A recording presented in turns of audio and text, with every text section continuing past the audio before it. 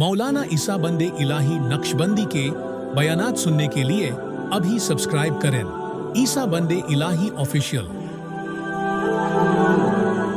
और याद रखना, एक इंडिया ही के अंदर, हमारे इसी मुल्क के अंदर एक ज़ईफ इंसान का इंतकाल हुआ। ज़ईफुल उम्र, बूढ़े थे, इंतकाल कर गए। नेकी की ज़िंदगी उन्होंने अच्छी गुजारी थी, इंतकाल किया। किसी ने ख्वाब में देखा उनके साथियों में और कहा कि हज़रत क्या गुजरी, आपके ऊपर क्या गुजरी? उन्होंने कहा कि बहुत सख्त अजाब हो रहा है मुझे। कहा कि इतना सख्त अजाब क्यों हो रहा है? आप तो मस्जिद में आते थे, नेकी का काम करते थे, आप अच्छे काम किया करते थे, इतने गुनाह की ऐसा कैसा गुनाह हो गया कि जिसकी वजह से अल्लाह सख्त अजाब दे रहा है? अब सुनिए, दिल के कानों सुनिए।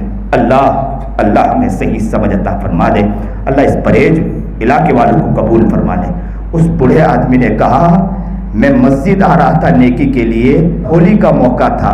होली के अंदर लोग एक दूसरे के ऊपर क्या डाल रहे थे? गैर लोग वो डाल रहे थे, रंग डाल रहे थे। मैं पान खाते हुए आ रहा था, मेरे पास से एक गधा गुजरा।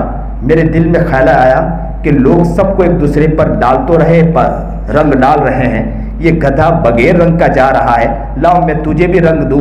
मैंने यूं करके पिचकारी मारी।